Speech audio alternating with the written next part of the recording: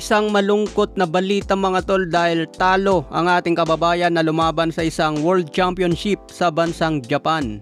Natalo si Christian Araneta laban sa Thai boxer. Pinaglabanan dito ang bakanteng IBF Light Flyweight Belt. Isang pambihirang pagkakataon sana ito na dapat hindi sinasayang ng isang boksingero, lalo na nakatayang isang importanteng titulo sa mundo ng boxing.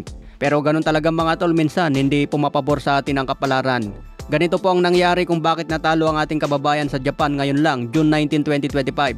Si Araneta ay kinulang sa konting push, konti na lang sana para masungkit ang panalo sa decision. Sa aking obserbasyon mga tol, hindi naging aktibo ang jab ni Araneta para sana makapag-set up ng matinding power.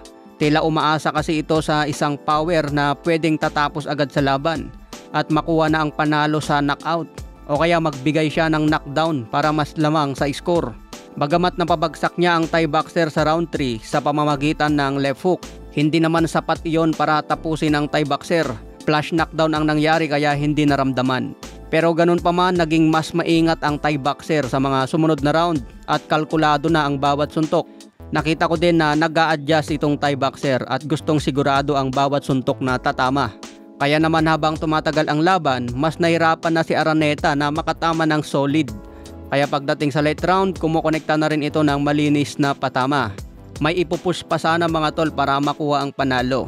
Parang meron pa siyang natitirang lakas na pwede sana ibigay lahat. Pero kinapos talaga mga tol. Kaya naman pagdating sa decision, mas pinaburan ng kaunti ang Thai boxer. Kinulang talaga mga tol. Umabot na ito ng 12 rounds at umasa na lang sa kamay ng urado.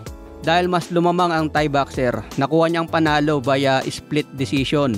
Isang Thai boxer na ngayon ang may hawak sa IBF Light Flyweight Belt. Pero okay lang yan para sa ating kababayan. Pwede pa naman bumawi sa susunod na laban. Sayang nga lang dahil maging world champion na sana dito kung nakuha ang panalo.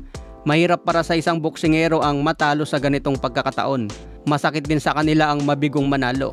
Pero laging ang sinasabi ng mga boksingero, kahit matalo, basta ginawa ang lahat at binuhos na sa laban para walang pagsisihan sa bandang uli.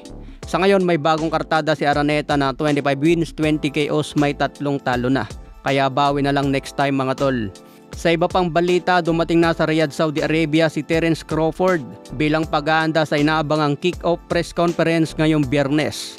Si Crawford ngayon ay kumpiyansa na bigyan ng pangatlong talo si Canelo. Ipapakita raw ni Crawford na hindi hadlang ang timbang para patunayan na isa siyang greatest champion. Pero duda naman ang mas maraming fans sa kakayahan ni Crawford dahil hindi raw mararamdaman ni Canelo ang suntok nito. Tatakbo lang daw itong si Crawford at susubukang puntusan si Canelo. Para pagdating sa decision kung aabot man si Crawford sa bandang dulo, pwedeng makuha ni Crawford ang panalo. Pero hindi maging madali ito kay Crawford dahil demaso ang kamao ni Canelo.